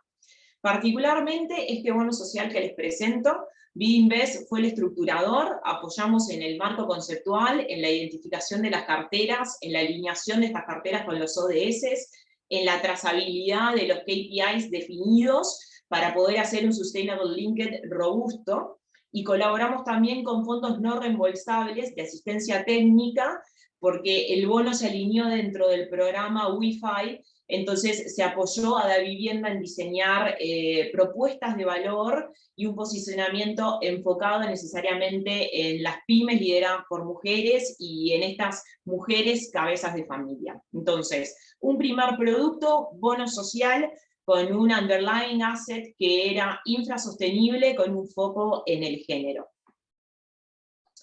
Un segundo producto que les puedo presentar, que también es muy popular en los mercados financieros y que a las multilaterales nos gusta mucho, son las facilidades de almacenamiento o las warehousing lines. En este caso les traigo una operación que es del 2021, que fue con Banco La Hipotecaria, donde nosotros apoyamos a Banco La Hipotecaria a través de esta warehousing line a incrementar el financiamiento de vivienda de interés social para personas de bajos ingresos y vulnerables en Panamá y en El Salvador. Nuevamente es un producto financiero que es popular en los mercados, y acá el secreto estuvo en que el activo subyacente del instrumento era esta infrasostenible, eran viviendas de interés social, y el uso de fondos necesariamente era la población vulnerable.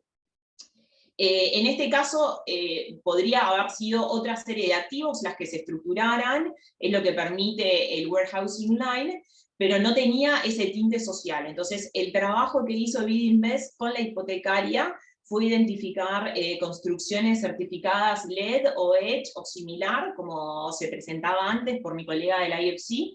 Se armó el paquete y fue eso lo que salió en la facilidad de almacenamiento, y lo que nos permitió apoyar entonces infraestructura sostenible de una manera que le aumentó los recursos a los que tenía acceso previamente el Banco de la Hipotecaria. En tercer lugar, un instrumento que nos resulta muy eficiente, que son las PCG o las garantías parciales de crédito. Yo no sé si ustedes saben, pero los bancos multilaterales tenemos algunas restricciones de política que son propias de los multilaterales, y a veces invertir en mercados abiertos, en bonos que se coticen abiertamente, tiene ciertos desafíos.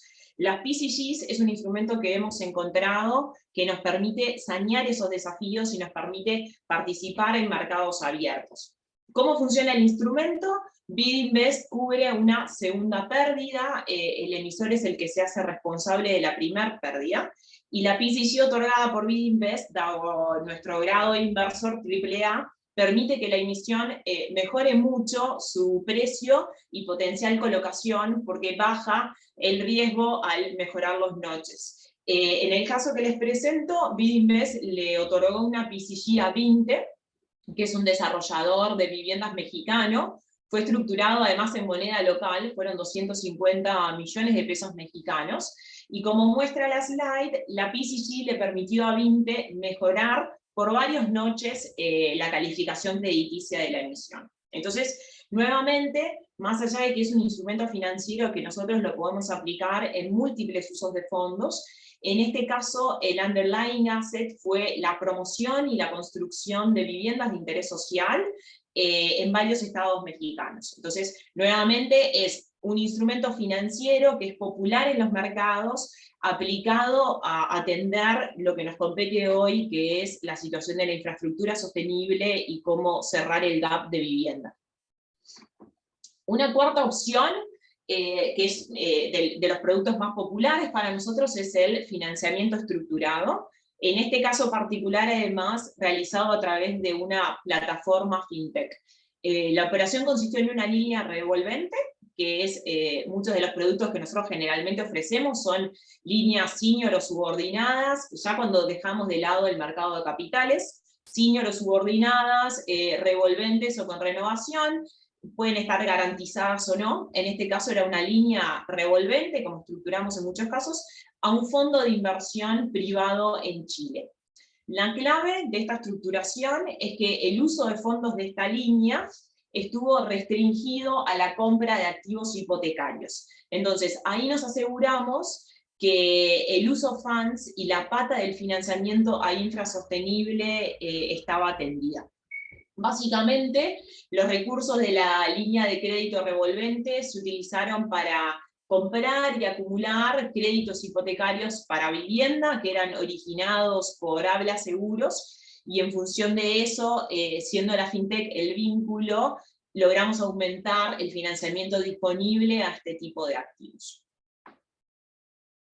Y por último, quiero presentarles como quinto instrumento la posibilidad de BidInvest de entrar de manera directa a un fondo como un inversor privado. En el ejemplo que les muestro, BidInvest entró con una inversión de 10 millones en el primer fondo que desarrollaba viviendas accesibles con 0 emisiones de carbono en la región. Y esto es sumamente relevante porque BidInvest proporcionó servicios de asesoría al fondo para completar la certificación EDGE, y tuvimos Blended Finance, donde BidInvest entró con 5 millones, pero apoyados por el Clean Technology Fund, nosotros conseguimos recursos blandos por 5 millones más, los que permitieron esta estructuración de financiamiento mixto. Lo que buscábamos era incrementar la disponibilidad de recursos y de capital para el desarrollo de viviendas sostenibles, que estaba prevista para México, para Colombia, para Brasil y para Perú, a través de esta operación.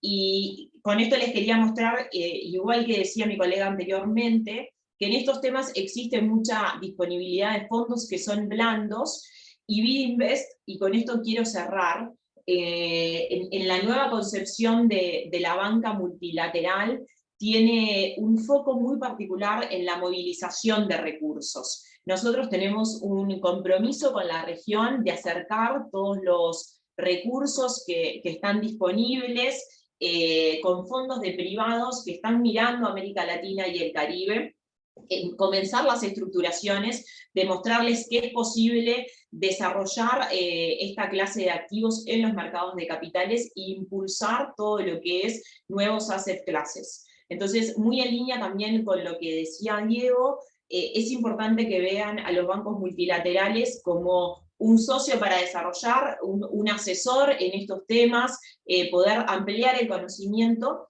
pero que sepan que el financiamiento no se restringe a nosotros y a nuestros propios balances.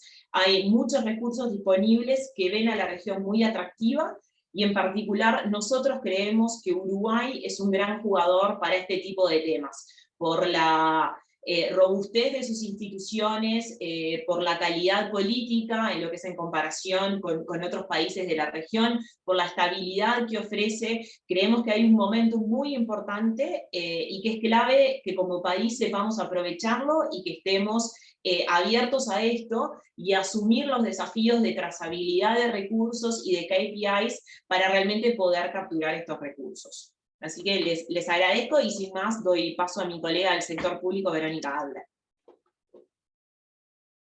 Muchas gracias, Matilde. Si quieren dejamos las preguntas para el final, para cuando termine Verónica, así reunimos todo en ese espacio de pregunta final. Muchas gracias. Verónica, adelante. Ya estás presentada. Gracias Florencia por la invitación, y bueno, también agradecer al resto de los colegas. Yo voy a complementar la presentación de Matilde. Ustedes me dicen cuándo se ve. La estamos viendo. Se ve bárbaro. Perfecto. Entonces, la idea es contarles un poco lo que estamos haciendo con Uruguay en términos o en materia de vivienda sostenible, en particular el BID, hay otras cosas que se están haciendo en el país, pero en particular nosotros estamos trabajando en poder promover la vivienda de interés social en madera. En realidad, bueno, no voy a repetir datos también que ya dieron, pero digo, o sea, se ve en un mundo más urbanizado, con un importante déficit, digamos, en materia de habitación o en materia habitacional, tanto cuantitativo como cualitativo, y para afrontar esos déficits de manera sostenible, en realidad es propicio, digamos, tratar de, o se sabe que hay 6 sectores que podrían reducir las emisiones, entre ellos, digamos, obviamente el sector de la construcción, que hoy es responsable, digamos, a nivel global, del 36% del uso de la energía, digamos, la construcción, y el 39% de las emisiones de CO2. Obviamente que la construcción en madera presenta, digamos, digamos, tiene beneficios medioambientales, porque es el único material de construcción renovable, si bien hay otros materiales que son reciclables, la madera es el único renovable, tiene la capacidad de absorber carbono, produce menos desechos y tiene mayor eficiencia energética, y también tiene beneficios constructivos, digamos, desde el punto de vista de la flexibilidad y bajo peso de la madera, por lo cual, digamos, las estructuras que se necesitan para sostenerlos son menores, tiene alta capacidad aislante en términos térmicos, ¿no? Es 400 veces más o menos mejor que el acero y 15 mejor que el concreto. Tiene resistencia al fuego, aunque digamos, nosotros digamos, no tenemos muy incorporada a la cultura el tema de la resistencia al fuego, y por otro lado, se logran eficiencias en términos de velocidad de construcción, digamos, porque una obra de construcción en madera tarda aproximadamente la mitad de lo que tarda una obra de construcción en concreto o en cemento, y disminuye esto básicamente los costos, porque en realidad las personas que necesitamos para llevar a cabo esa construcción, los pagos del EPS y todas esas cosas que hay en Uruguay, obviamente también disminuyen, ¿no? Entonces a nosotros nos llegó, digamos, una propuesta del Ministerio de Vivienda para decir, bueno, queremos promover la vivienda de interés social en madera, digamos, queremos que una parte importante de la vivienda de interés social que construye Uruguay sea en madera, y en realidad lo que empezamos a hacer es hacer un trabajo para ver, bueno, cómo estaban los demás países, digamos, donde se ha desarrollado la construcción de madera. Se hicieron una serie de entrevistas estructuradas con toda la cadena de valor del sector público, privado, academia, etc. Se hicieron visitas a los gobiernos departamentales, se hicieron varios encuentros, digamos, con toda esta cadena de valor para priorizar y jerarquizar, digamos, cuáles eran las restricciones o en qué cosas teníamos que empezar a trabajar, y se priorizaron un poco esas acciones para armar esta hoja de ruta, que eso es lo que estamos trabajando ahora en estos días de hace un par de meses, ¿no? A nivel internacional, en realidad países como Canadá, Finlandia, Japón, Italia, Chile, tienen obviamente un mayor desarrollo de la construcción en madera. En el caso específico de Canadá, en Canadá y en muchos países la construcción en madera se considera construcción tradicional y no construcción no tradicional, como nos pasa a nosotros en Uruguay, y se construyen viviendas de hasta 12 pisos. Hay un ecosistema muy colaborativo, digamos, en términos de construcción. Intervienen las agencias de innovación, los productores de madera, interviene también la academia. En el caso de Finlandia, por ejemplo, por poner otro ejemplo, Finlandia se ha puesto metas propias, digamos, para que al menos hacia el 2025 un 45% de la edificación pública sea construida en madera, ¿no? O sea, los países, digamos, están apuntando, digamos, a aumentar sus metas, si bien tanto Finlandia como Canadá son países donde la construcción de madera es más popular que en nuestros países, ¿no? Inclusive en Finlandia hay subvenciones por departamento, como en el municipio de Helsinki o en el municipio de Tampere, como ven ahí, donde la subvención o el subsidio que reciben las personas por elegir una solución de vivienda en madera es mayor que si eligen un edificio que no está construido en madera, y el mercado está, obviamente mucho más desarrollado que acá. En el caso de Japón, bueno, Japón es milenariamente, o el 70-80% de la construcción de Japón es en madera, no 100%, no estructural toda, pero sí en madera. Y hay muchos edificios públicos, digamos, que han sido como el templo que vemos aquí a la izquierda, y muchos equipamientos, digamos, que están construidos también en madera, ¿no? Chile también, digamos, ha iniciado este camino. En Chile también la construcción de madera es construcción tradicional y no es construcción no tradicional, y también se ha creado un ecosistema importante. Ahí el Centro de Innovación en Madera como que nuclea a varias de los involucrados en el ecosistema, como son las universidades, las empresas, y Chile también tiene una meta, salió hace una semana, el plan de emergencia habitacional de Chile. Chile se ha puesto una meta para que al menos el 30% de las viviendas de interés social que se construyan en Chile durante los próximos del gobierno de Boric sean en madera, ¿no? Otro dato interesante es que Arauco, la planta Arauco, está instalando, digamos, este año, está inaugurando a fin de este año en Chile su primera planta de CLT. El CLT es madera laminada, estructural, digamos, que permite la construcción de viviendas con mucha rapidez y viviendas de altísima calidad. Yo voy a armar una, digamos, y en realidad es como que la vivienda se arma, tiene mucho de lo que se llama BIM, digamos, ¿no? Para poder hacer toda la planificación de la construcción, pero después se arma la vivienda casi como un mueble de IKEA, ¿no? Salvo la parte de placea básica y eso, pero es casi como armar un mueble y tienen una aislación térmica realmente de muy buena calidad.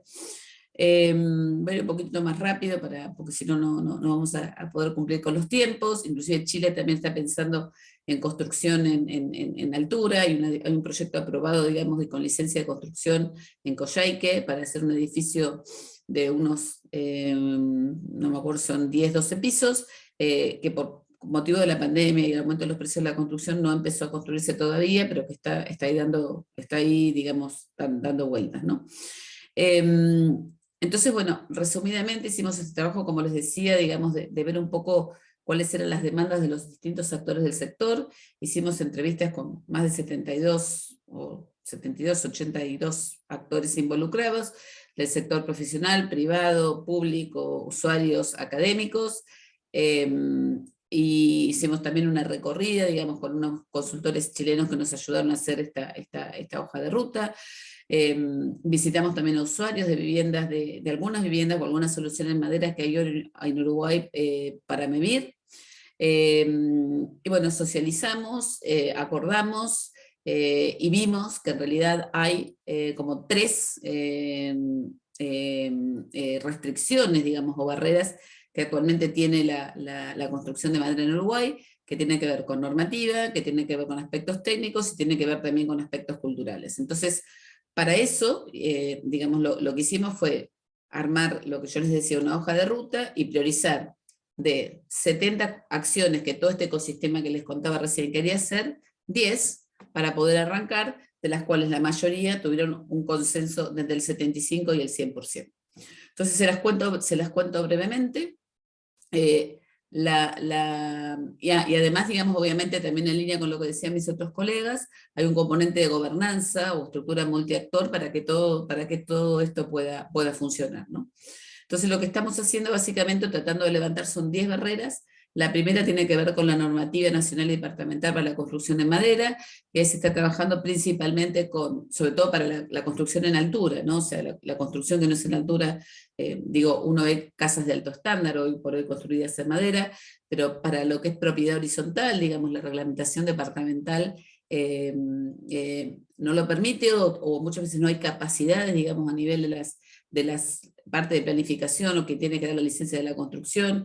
Ven algo en madera, la gente, digamos, de los gobiernos departamentales se asusta, digamos, ¿no? Entonces no se avanza con este tema tampoco.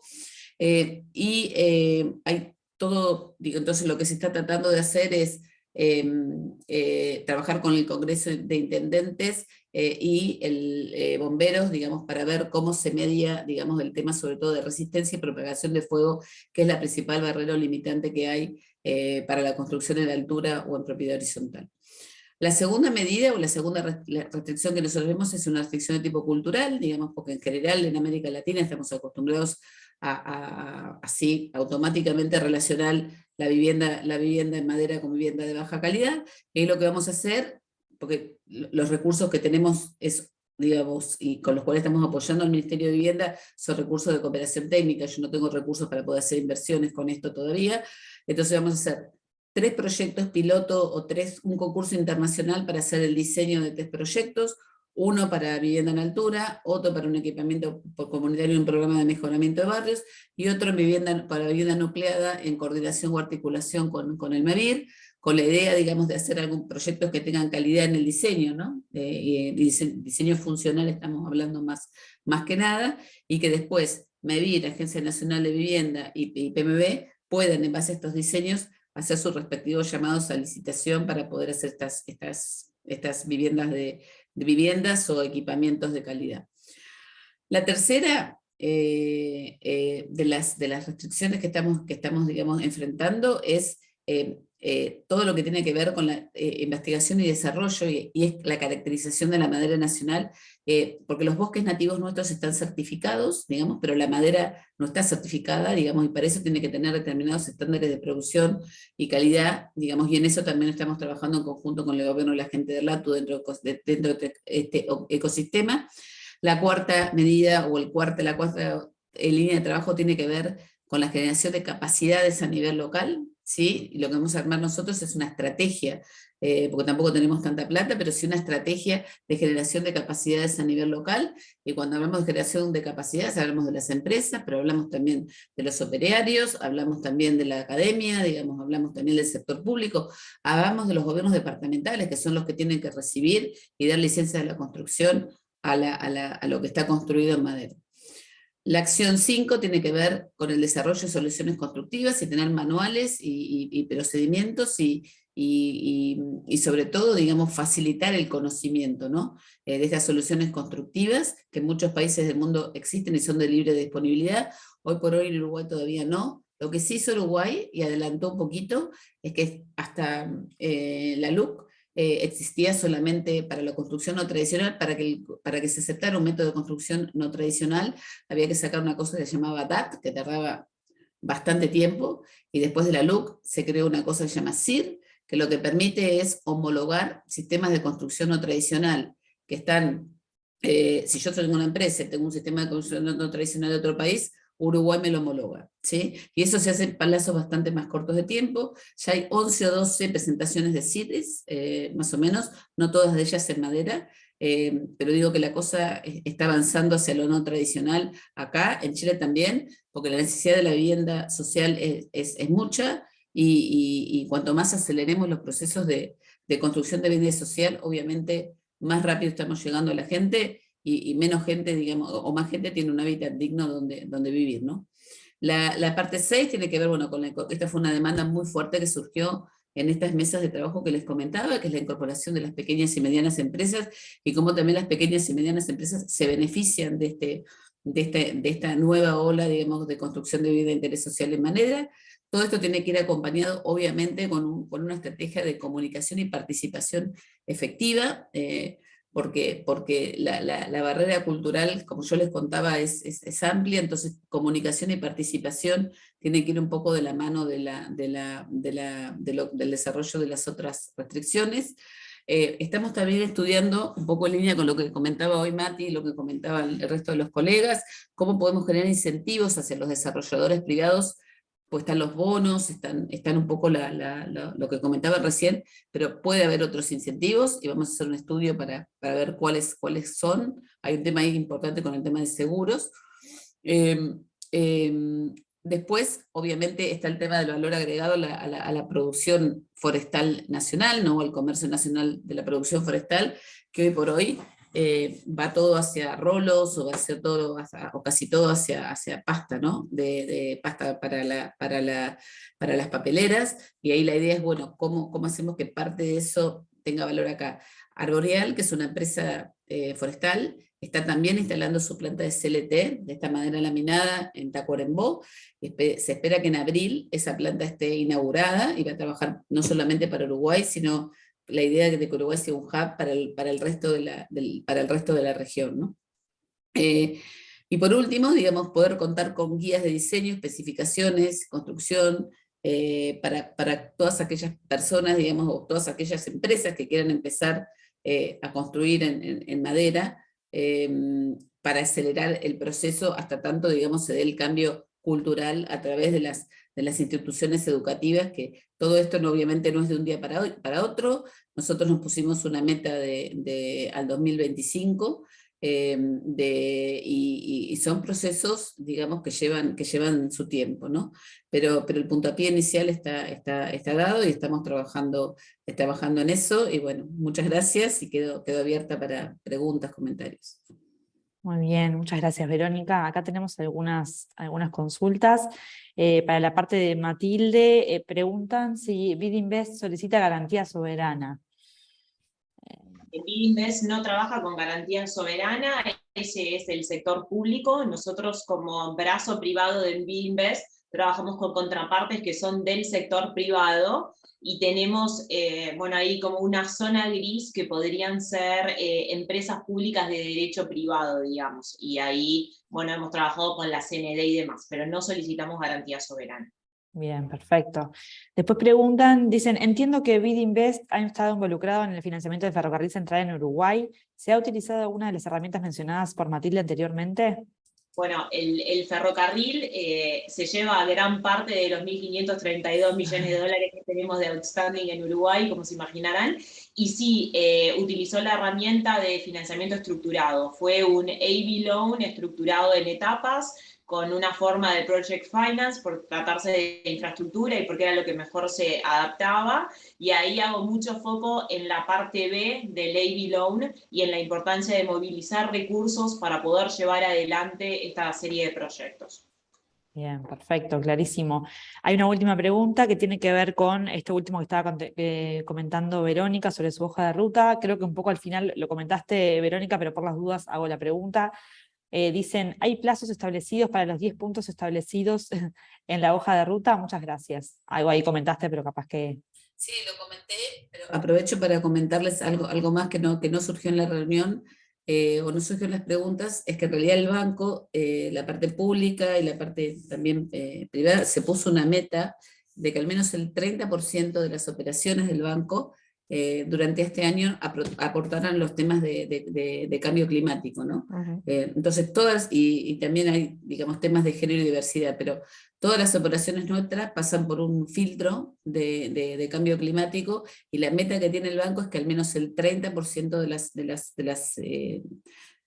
cada proyecto, digamos, al menos se demuestre que un 30% de los fondos, digamos, están, digamos, direccionados, orientados, etcétera, a temas de cambio climático. Por ejemplo, yo estoy por aprobar ahora una donación de migración vinculada con un programa de mejoramiento de barrios, y se va a hacer un centro de encuentro para migrantes acá en el Uruguay, y ese centro de encuentro de migrantes, si bien no está certificado EDGE, cumple con todos los requisitos, cumple con todos los requisitos EDGE, con lo cual los temas de cambio climático o finanzas o verdes, digamos, todo lo que tiene que ver con sostenibilidad, para nosotros es un componente bastante transversal. Bien, excelente, clarísimo, gracias Verónica. Ahí una última pregunta que surge ahora es, ¿cuál es el ticket mínimo de los préstamos de BidInvest? Bueno, ahí depende un poco de la industria. BidInvest está estructurado en 3 industrias. Está instituciones financieras y todo lo que es capital markets que yo represento. Está corporativos y está infraestructura. Nosotros, la verdad es que no tenemos estrictamente un ticket mínimo a lo que es la evidencia de las últimas operaciones. No estamos estructurando nada por debajo de los 10 millones, haciendo algunas excepciones con tickets de 7 o de 6. Dicho esto, las necesidades de infra son muy superiores y es donde se ven los mayores tickets, y en instituciones financieras hacemos ciertas excepciones porque es el instrumento que tenemos para llegar a la pyme y donde tenemos mayor capilaridad para poder hacer este impacto mucho más transversal. Pero con mi espíritu comercial diría que todo es conversable. Perfecto, buenísimo. Muchas gracias, Matilde. No sé si queda alguna otra duda, comentario que quieran expresar a través del chat o si no abriendo sus micrófonos. Estamos perfectos con el tiempo, así que bueno, si no surgen más dudas o comentarios, primero nada, agradecer a Matilde y a Verónica por sus excelentes exposiciones, muy dinámicas, didácticas y bueno, 100% adaptadas a lo que hablamos como objetivo para nuestro encuentro, además de bueno, comentar sus instrumentos concretos y compartir su hoja de ruta en esta línea.